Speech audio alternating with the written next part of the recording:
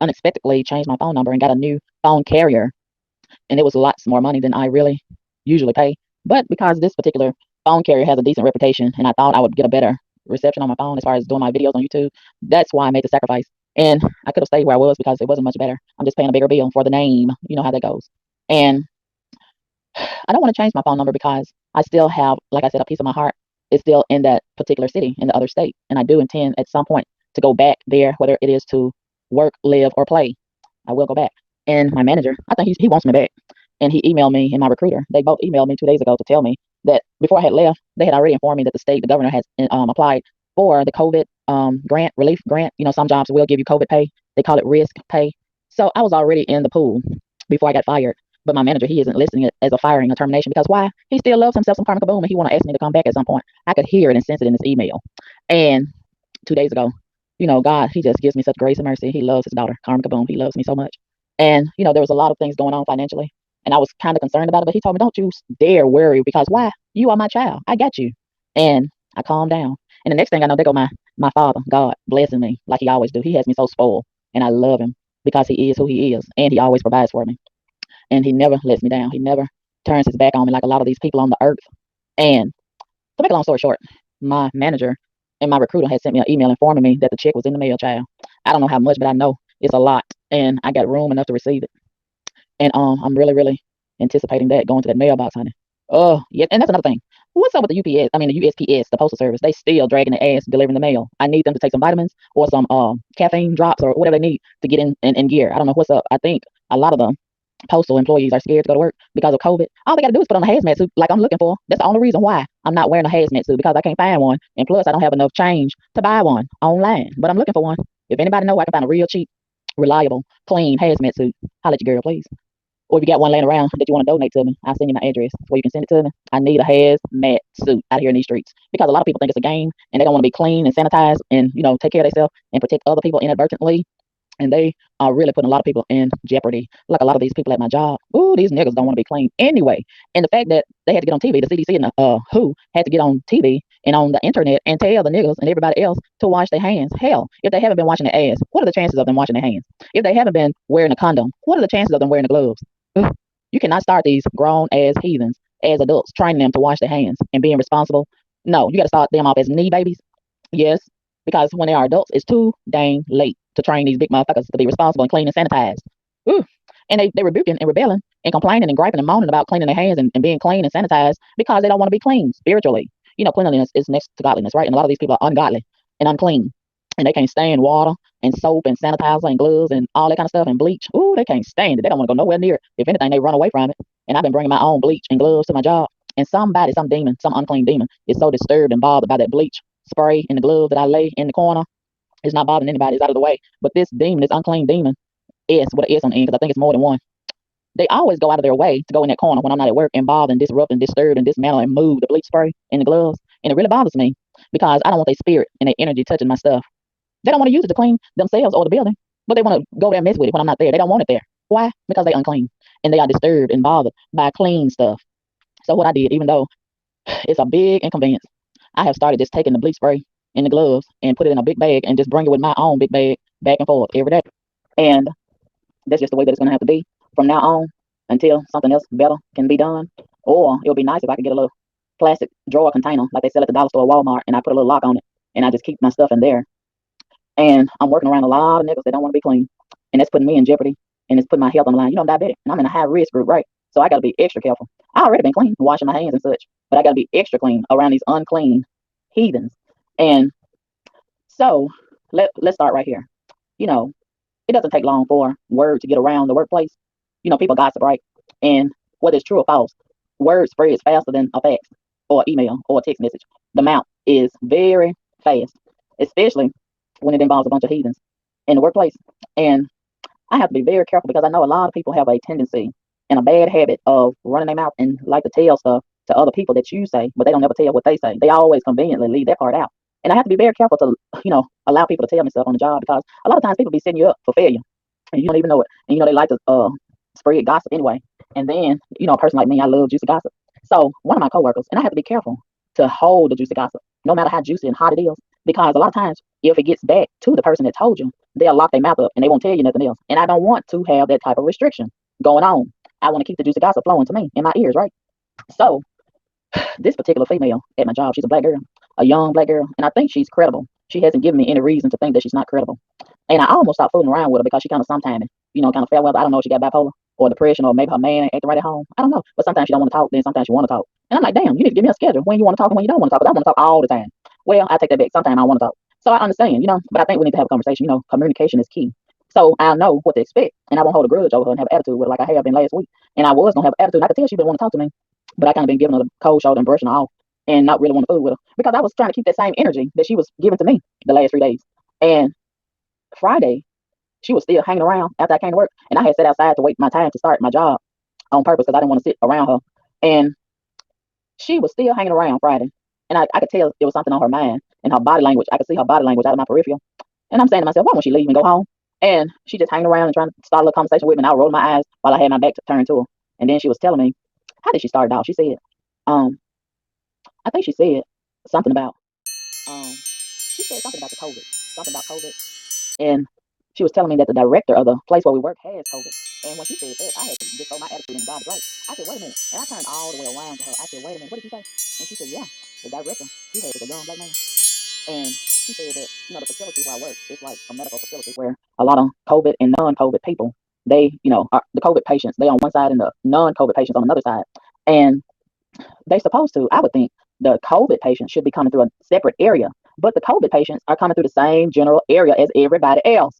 And one of the paramedics had asked me one night, he said, is there a separate area for the COVID patients? I said, no, but it should be. I don't know why it's not. And man, when they bring them COVID patients in, I want them to have some jet fuel on their shoes. I want them to hurry up and get through there. And they be walking so slow in slow motion. And then they be wanting to stop and talk. Man, I be wanting them to hurry up and get away from me because I don't have time to be getting COVID. No, no, no. And then it's too long, even a minute, even a second for that COVID patient to be sitting right there and breathing all in the air.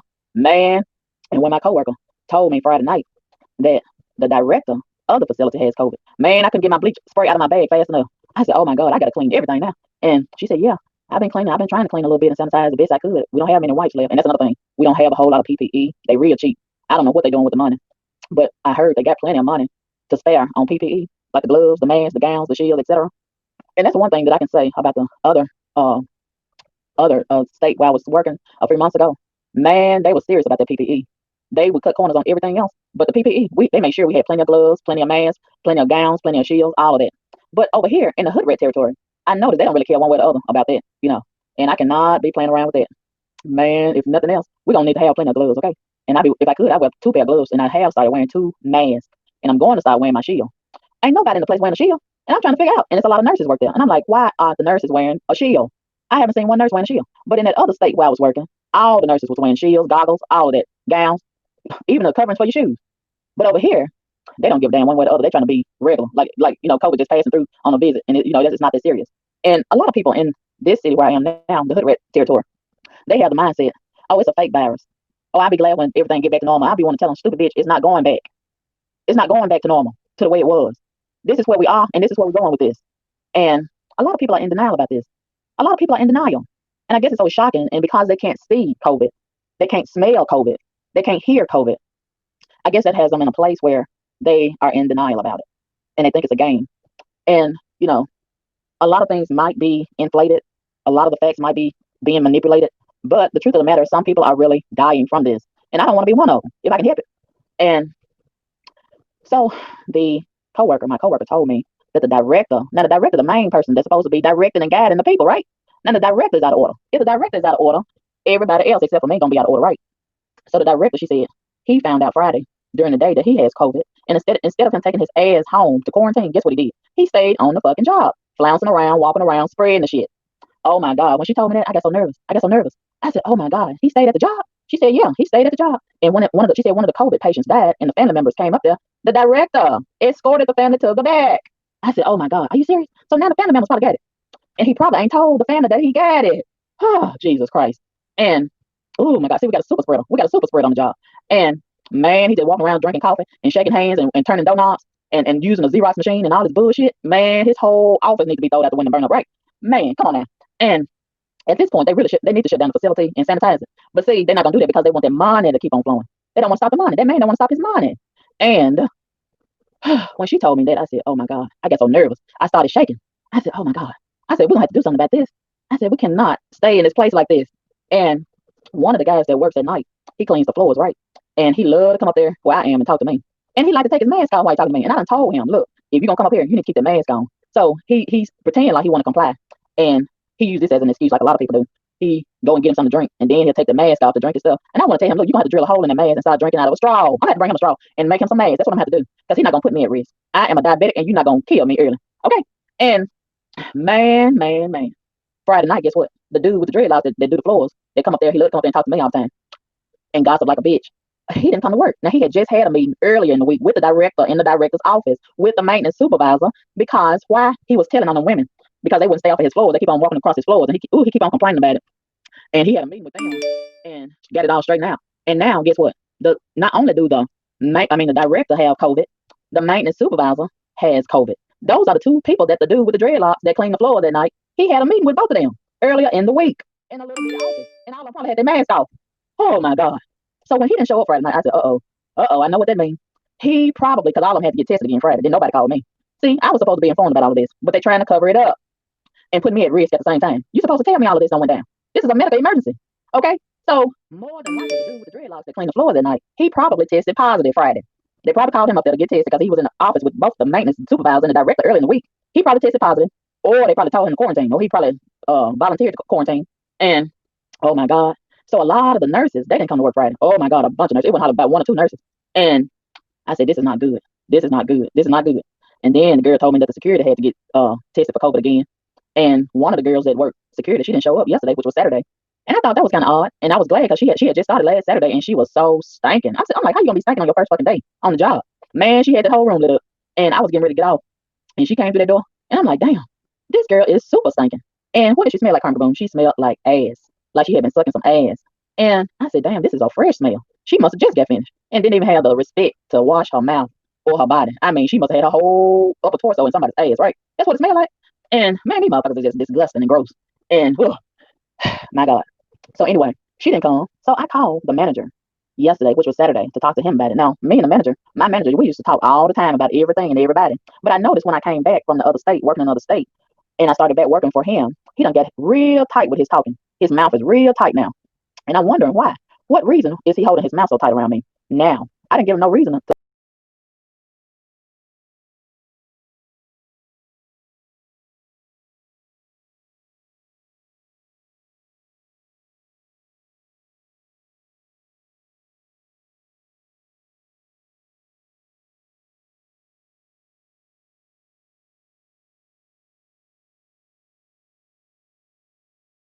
Oh, she got COVID. And he was like, I don't know. And I could tell by the way he said it. He was lying to me. The bitch has COVID. And I said, wow. So I just put that over across my mind, for the time being. So the main thing that I called to talk to him about was the director having COVID. So I told him, I said, somebody told me that the director has COVID. And he immediately got a defensive tone in his voice. And he said, I can't talk about other people's business. Now, this is the same man that used to always talk about everybody's business. But now all of a sudden he can't talk about other people's business. I guess he feel like I'm gonna say something, which I am. And he don't want to put his contract on the line. He don't want to lose his contract because legally, from a legal perspective, he could lose his contract if it get back to the director that he been revealing his medical, business as far as HIPAA. You can't be revealing people business on HIPAA law. So, but in this situation, this is an exception to the rule because COVID, it just supersedes the HIPAA law. If you know somebody got COVID, you need to do what you got to do because this is a serious situation that could affect people's health and life. Okay, this is not like syphilis or gonorrhea or the crabs. This is not like gingivitis. No, this is a deadly disease.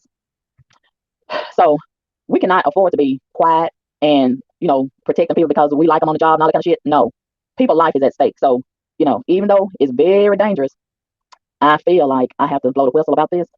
And I did call that hotline yesterday, but the bitches got the fucking hotline shut down. They closed. How you gonna close during the pandemic?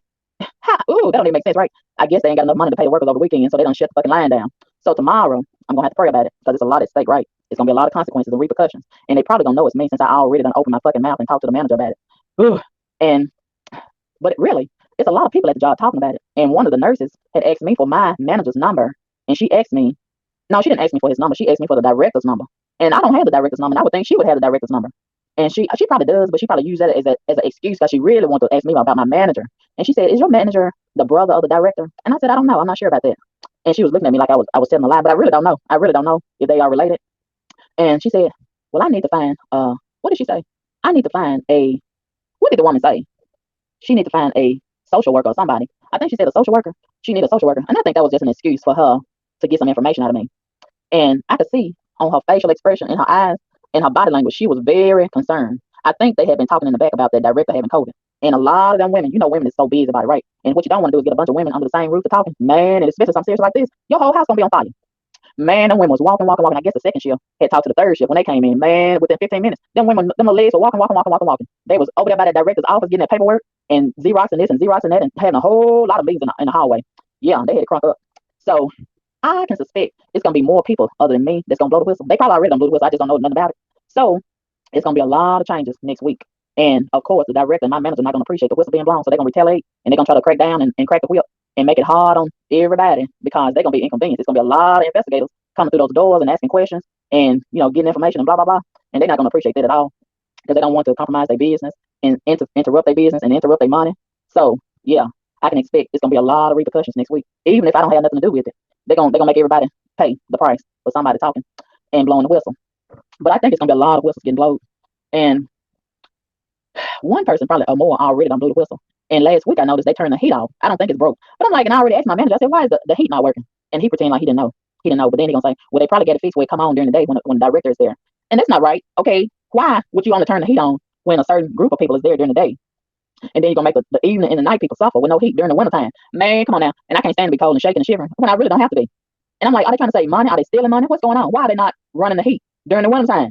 And I said, I got to call the health department or somebody about this because I'm not going to tolerate this. End up being cold and I don't have to be. And maybe they're trying to punish somebody for running their mouth already by turning the heat off. And, the facility is nasty. And one of the employees already mentioned to me that the place is nasty. And I can see that it's nasty. And at nighttime, they don't have nobody cleaning the bathrooms. And 2 days in a row, it was no tissue in the bathroom. And I was mad as a bitch when I went in there and took my bleach spray because I always have to take my bleach spray in there because it stay nasty all the fucking time. I can't stand no nasty bathroom. But if they nasty at home, them bitches going to be nasty at work. And how the fuck is you going to be grown ass person on a job and be mad? Oh, I'm so sick and tired of going to these jobs and going in the bathroom. You find out a lot about a person when you go to the bathroom behind them. You find a lot about them. And they be the main ones that's walking around like they so clean and proper and prissy and this and that. Them some nasty motherfuckers. And walking around with high heel shoes and shit and nasty as a motherfucker. And that's why a lot of these dudes don't want to eat pussy. Because these bitches is nasty. And I love to cut their legs open and twerk. Nasty, disgusting motherfuckers. And man, my kidneys done took a beating because I be holding my pee until I get to my house. And man, that's not good. That's not good. Because, you need to relieve yourself when you need to relieve yourself.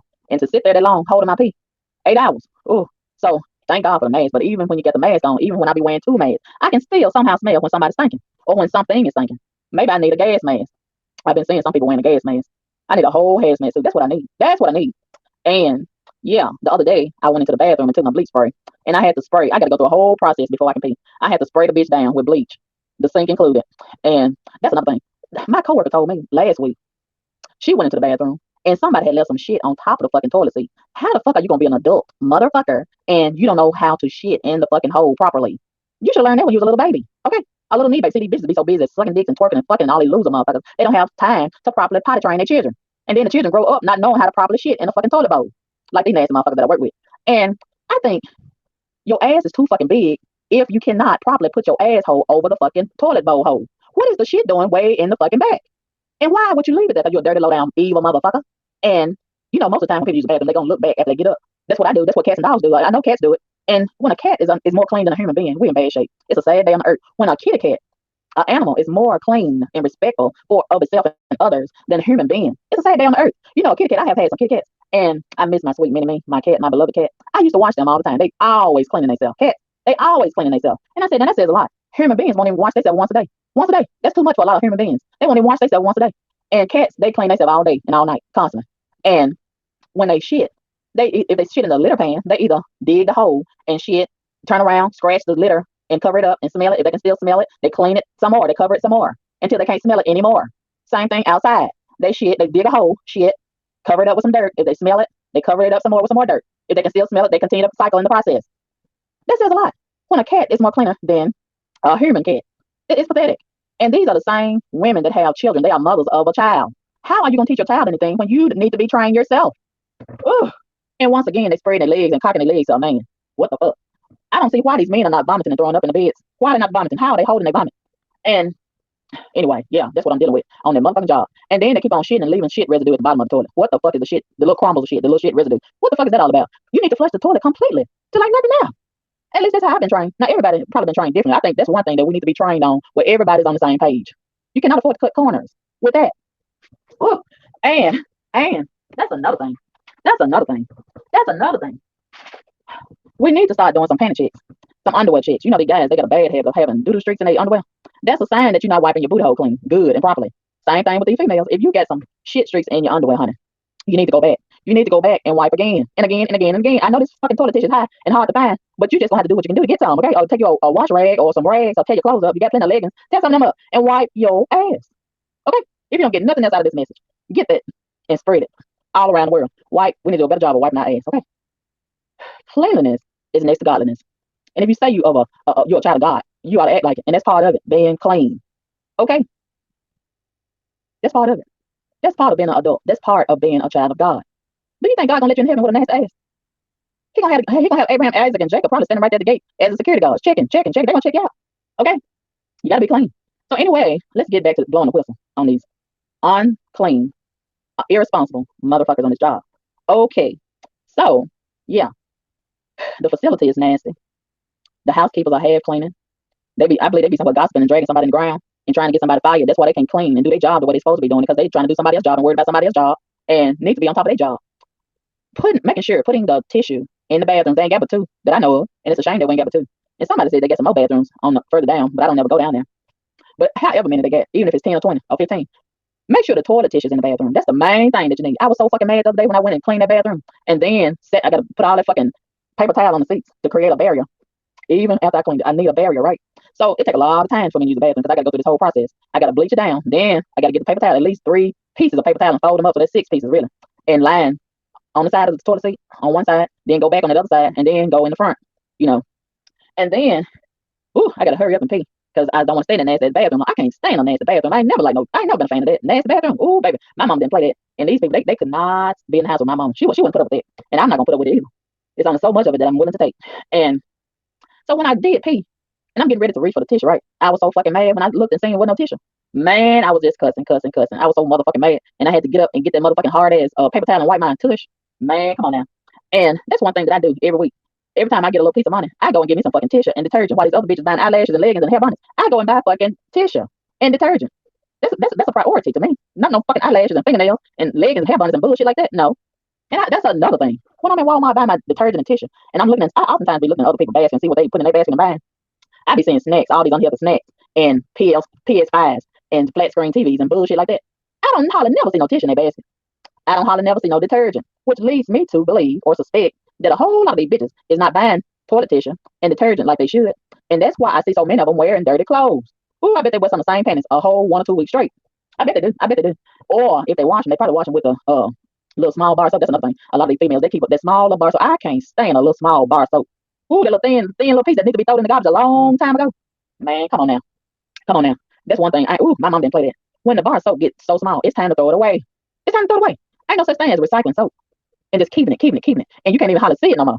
When you can't hardly see it no more, and it ain't got no weight to it, it's time to throw it in the trash and get you some more. Ooh, do we need to have a class about this? Do we need to have a town hall meeting about this? Oh, my God. This is something I thought everybody's supposed to know and practice. And one thing about my mom that I was taught, and I love to practice it today, buy detergent. My mother believed in buying washing detergent for your clothes and detergent for washing your dishes. And she did not let dishes pile up in the sink and pile all up under your bed and pile all up on the table and nightstand and all this kind of stuff. No. That's how you get roaches and rats and residue. Whew. No dish should be left behind. When you get through using the dish, wash it immediately. I know it's inconvenient. I know you got something to do. I know, but you're going to need to wash the dish. I can't stand for dishes to pile up in the sink. Oh, I'm bothered by it. I can't go to sleep. And, man, clothes. I can't stand dirty clothes to pile up. Every week, you should be washing your clothes at least once or twice a week. That's too much comfortable. Well, you just gonna have to do it. Sometimes you're gonna have to just prioritize better. Okay, sometimes you're gonna have to rearrange your dick sucking nights. Okay, I know you want to suck dick 7 days out of the week. Maybe you need to cut it down to 5 days a week, or 3, or 2, or 1. Okay, and that's just the way I feel like it should be. But that's just me. It ought to be everybody though. That ought to be a rule for everybody. But everybody don't think like me, right? Everybody don't do like me. I wish they would. But anyway, yeah, the housekeepers on the job, they very nasty. Half cleaning, but they want their paycheck at the same time every week, right? I think if you're gonna half do your job, you ought to get half paid. If I was a president and I could do things my way, that's the way I would do. I would sign an executive order. If you're gonna half do your job, you're gonna get half paid. Period. And yeah, so the director, The same one that got COVID-19 now, and ain't telling nobody, but a few people, and them few people telling other people, and the word is gonna get around that his ass is got COVID-19, and he won't go somewhere in quarantine. And he had a meeting with the girl told me at the job the other day. She told me that the director had a meeting with the housekeepers and told them they're gonna have to start doing their job, and they've been leaving early and ain't hardly working, and oh, they just doing like they want to do. They just doing like they want to do. I say he ought to put them on a leash. He ought to put a leash on them so he can keep up with them and make sure that they're doing their job, or put a what's that thing? What's the name of that thing that the police have to carry? The body cam. Yeah, put a body cam on them. Put a body cam on them bitches so you can keep up with them. Make sure they're on the job and staying at the job and ain't going off campus and going elsewhere, clocking in and leaving and all that kind of stuff. I would put a body cam on them bitches and make sure that they clean them fucking toilet bowl all the straight hours straight and don't stop until it's time to go to lunch. And the security, some of them is half doing their job and they too friendly with some of them employees. And they supposed to be checking the temperature and making them sign in and screen them a certain way. And they got friends, they too friendly with certain people and letting them cut corners. Just like yesterday, Saturday, when I was leaving, this woman, I don't even think she worked there. It's like a contracted employee. And she was coming through the door and I was going out. And my Uber driver was out there. And the security guard, he had left to go to the bathroom and left his position, his little post, neglected. And the woman, she was standing outside the door. And I was trying to, because we have to use a code to get in and out. And I'm trying to use the code to go out and open the door for her stupid ass. And she's standing there, I can't get in. I don't know the code. And it was a black female, right? And most of them, I noticed, they kind of mildly retarded over here in this town. I think they got the same data. I just can't prove it. And I'm telling her to wait. And I'm trying to punch the code in to get out to open the door. She over there banging on the code from the outside. And I want to say, you stupid bitch. You're going to have to wait until I do the code. How you going to do the code? And I'm going to do the code too on both sides, diamond. Oh, my God. See, they're using too much crack. They born with crack in their blood. And then they're using all these other drugs and consuming alcohol. It's fucking their brain cells up. And everywhere I go, I'm encountering them bitches. I'm encountering them mal retarded motherfuckers. They all over the city. And I need a break. I need a relief. I was telling my Uber driver about it. And he was bullshitting, thought I was playing. And I was being too hard on him. I said, I ain't hard enough on him. Man, everybody giving them a pass except for me. I need them. I need them to go higher. I need them to raise they frequencies, they vibrations. Yeah, and that's why I can't prove it, but I believe it's been intentionally inflicted upon them. They already in bad shape, and then the government ain't made it no better by legalizing the drugs as if they need more drugs. Oh, making a bad situation even worse. Yeah, so that's what I got to deal with. All these retarded motherfuckers. They conflicted in their spirit, body, mind, and soul. And so she came through the door after I uh entered the code in the door, and the security guard here went back to the bathroom. I guess his stomach was boiling, or maybe he was just bullshitting around. And she didn't even get screened. And I didn't even have time to stay down and see about this and see about that because my Uber driver was waiting. And he was driving a big ass old Econo van. You know the kind of van that them old men used to ride through the neighborhood to pick up chicks. I ain't seen them kind of vans in a long time, and I'm surprised that Uber approved him to drive that big bitch. That was a big motherfucking van. And I was scared to get up in it, and it was so big. He looked like he had made the fucking stool. I think he made that bitch. He made that fucking stool. And I said, I don't know if this damn thing gonna hold my weight. And he pulled out that stool, and I was like, man, we going way back. Oh, I need him to come to the 20, whatever century we in. What century are we in? The 21st or 22nd? Man, I ain't seen that shit since 1875. And man, I was so scared I was gonna fall off the damn stool. It looked like he had made, and I supposed to have stepped on that to jump in that bitch. I said, what the fuck is this? I said, he didn't even qualify to drive for Uber. I bet he didn't. When you drive for Uber, I'm pretty sure they ask you to send a picture of your vehicle, right? I believe he printed off something he had found off the internet. I bet he didn't send his real van picture. I bet he didn't. But anyway, thank God I didn't fall. And I was telling him about it. And you know how some people they pretend like they agree with you, but at the same time they offended because they want to be on the side of the unrighteous and they don't want you to judge. He seemed to be one of them bitches. Don't judge. That's why we in the condition that we in as a society. Because ain't nobody judging these bitches but me. If more people judge, maybe we can get this shit straight now. That's why we got them bitches shitting on top of the toilet seat on my job. Them big wide ass bitches. I bet it was somebody with a big wide ass shitting on top of the toilet seat. That just shouldn't be. Some things we just don't do, and that's one of them.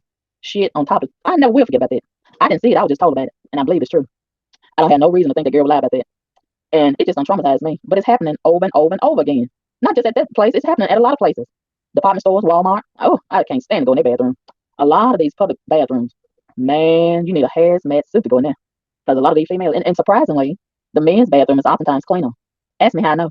And I'm just so shocked that the men's bathroom is oftentimes cleaner. And a lot of times, if I really, really got to go and I'm out in public, I look in there and see if any man is in there. And if it's not, I will go in there. And if it's a man or standing around, I ask him to wait and watch for me on the outside. But if it's not a man around that can watch for me, I'm going in there. If ain't no guys in there, and if I come out and happen to see a man, I just have to tell him, "Excuse me, sir, I had to go," and keep on moving. Right? That's how we do. Because when we at private homes, okay, we use the same bathroom. Everybody use the same bathroom. A toilet is a toilet is a toilet anyway. But I still don't want to go in the bathroom with a transgender going in there for some reason.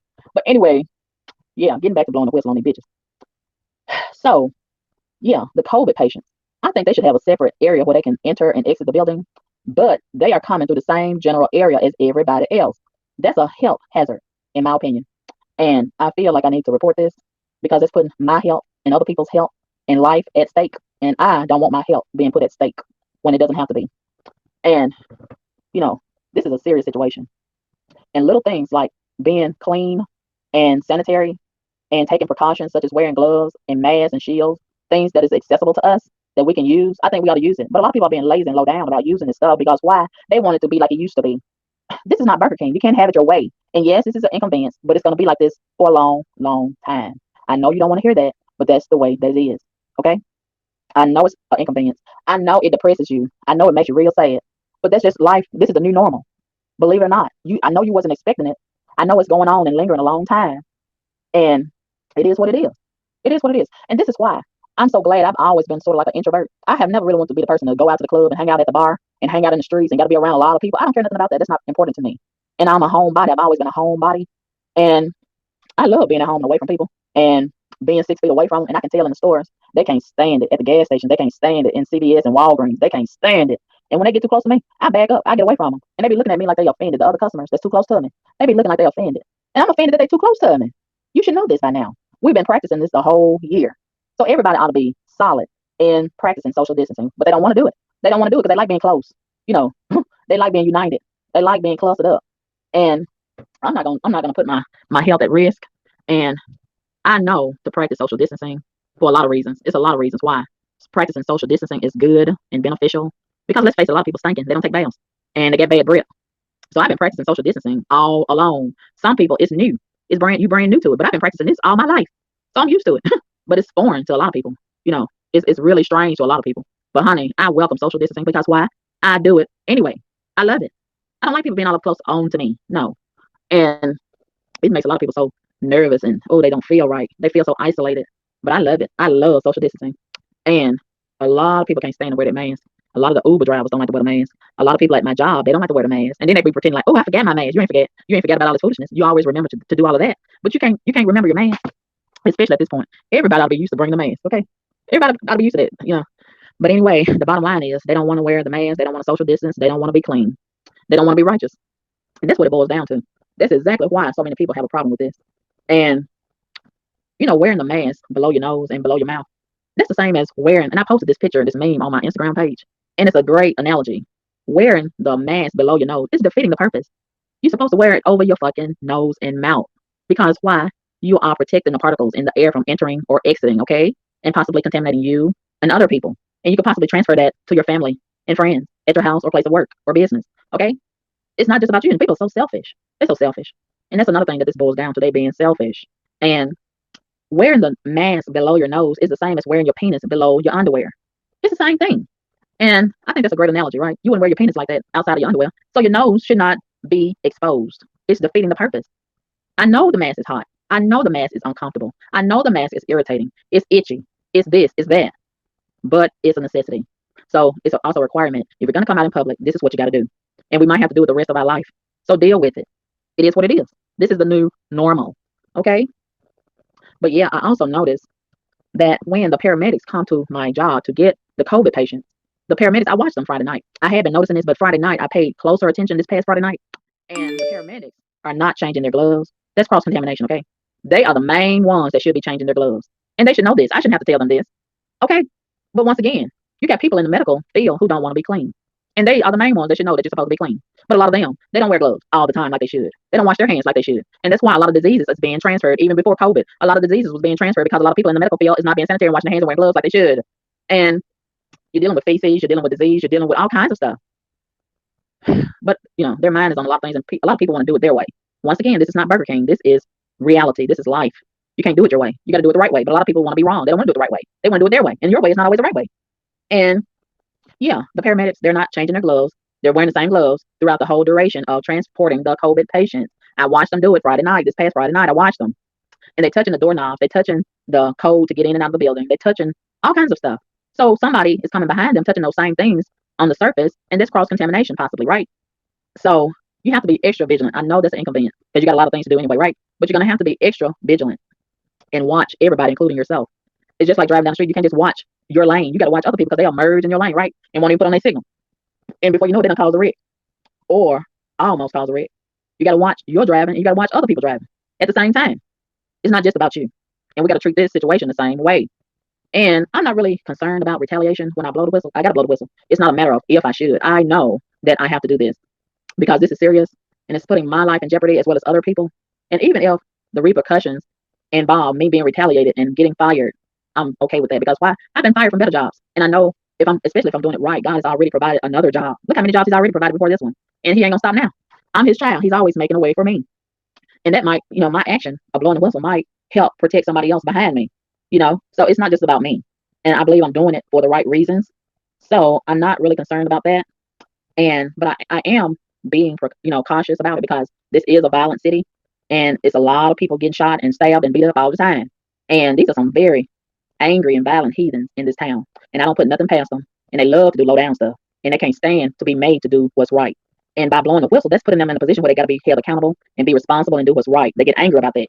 So they're going to be looking for somebody to retaliate. And it don't take long for them to put one and one together to get two and find out who they believe has reported and blow the whistle. And even if they get it wrong, they still want to lash out on somebody and take it out on somebody and get back at somebody and punish somebody for putting them in a position to do what's right, which they should want to do anyway. But these are not always righteous minded people. They like to do wrong as opposed to doing right. Because why? A lot of them have been turned over to a reprobated mind. And when you are walking in a reprobate state of mind, right is wrong and wrong is right in their mind. And they find a way to justify that reprobation. So I'm not going to convert and they don't want to convert. So we're going to have to clash and may the best come out on top. That's how that's going to be. And I'm not going to lower my standards. And that's the thing. If you're a righteous minded person, I believe you should have some standards and a set of principles and a code of conduct that you live by that you will not waver from, regardless of who you're around and what's on the line as far as money and livelihood goes. A lot of people don't want to compromise their standard of living. Sometimes that might have to be compromised as it relates to doing the right thing. And you don't have to wonder if you're doing the right thing, especially if you are a righteous minded person and you've been raised right. Everybody knows right from wrong, even though we have people who pretend like they don't know what's right and what's wrong when it's convenient for them. And when wrong benefits them, they choose to do wrong and protect wrongdoers. But I've never been that type of person. And I'm not going to start colluding with those type of people now. And a lot of times you'll be ostracized when you choose the right path. But that's okay because if you are God's child, God is going to protect you. And you may have to lose that position, but actually you win and you might get a better position. So, you don't have to worry about that because why? It all belongs to God. It's all His anyway. And that's the mindset that I have, you know. And we are just temporarily citizens in this realm. We're not going to stay here. This is just temporary. So while we're here, we have to be mindful to do the right thing and be righteous people as much as possible. Yes, we're going to make mistakes. Sometimes we're going to choose the wrong thing to do or be or say. But God is a forgiving God, and He's a God that allows us to repent and do it again. But don't take His grace and mercy for granted, right? And I got up yesterday and I thought about that. And God woke me up. I feel like it was God woke me up early. And I hadn't had much sleep, but that just resonated on my mind. And it was just playing over and over and over again. Grace period. That's all I could hear in my spirit. Grace period. And I believe God was saying that because He's given me a grace period right now. And I can't take His grace for granted. And I have to do and choose and be the right thing in this grace period. Because I'm going to be held accountable by Him, not by man, not by my manager, not by my YouTube subscribers. No, by God. That's who I have to face. That's the one who counts right there. So in all situations, I'm going to do right by Him because why? He does right by me and I'm His child. And I belong to Him. And when this life is over, that's what I'm going to be in Him. Yeah. So it's easy for me to do and be and say the right thing when I think of it in that perspective and when I practice life in that lane. Yes. So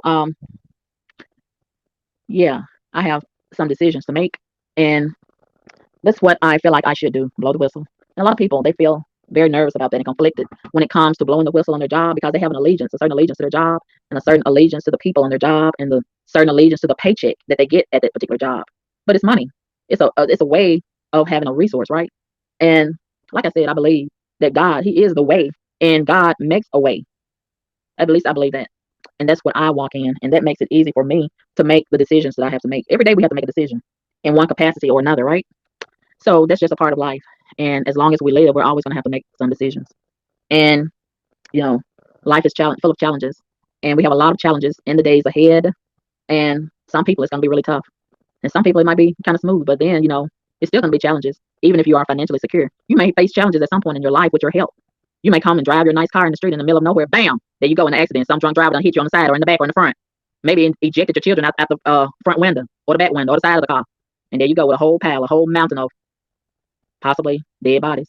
Or you might be handicapped for the remainder of your life. Or you may have a whole lot of medical bills and not enough money to pay them. You may have to file bankruptcy. Or you may have to just struggle. Or this, that, or the other. You never know what life will include, right? But one thing about it for sure is life comes at us fast. And we always have to be ready to make some decisions. And sometimes those decisions are easy, and sometimes those decisions are kind of tough. But one thing about it, we all have decisions to make, and that's how it is. Yes, yes. So anyway, I have really felt better about sharing this and getting this off of my chest. And I'm so glad that you all 44 people have decided to join me on this live this morning. It's 5:20 in the morning now, and I'm not really sleepy, but I think I will go and lay back down and think about a lot of things a little bit longer. I just ate some spaghetti. That's not a good breakfast meal, is it? But I had that yesterday for my dinner, so I decided to eat a little bit more with some garlic knots. Why don't spaghetti taste like it used to? A lot of this food doesn't taste like it used to. I think we got a whole lot of fake food in the line at the supermarkets, and no matter how much seasoning I put on it, I still can't really taste it. And that's just one thing of the many that we got to deal with in this society. A lot of fake food, fake friends, fake relationships, fake, fake, fake. A lot of things fake. Is anything real? Yes, God is real. That's one thing that's not going to change. The realness of God. And we got to have a real relationship with Him to match, right? We got to reciprocate the realness that He provides. Yes, yes, yes. I have so much to say, but I think I'll stop right there.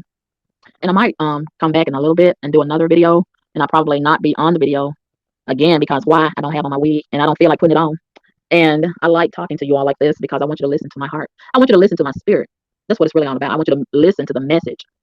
So I think I will come back in a little bit and talk again about the grace period. Yeah, that's really heavy on my mind right now and in my spirit. The grace period. I want to talk to y'all and express my feelings about that. I thought about it all day yesterday. And thank you all so much for tuning in this morning. And I'll talk to you again real, real soon. God willing. Peace.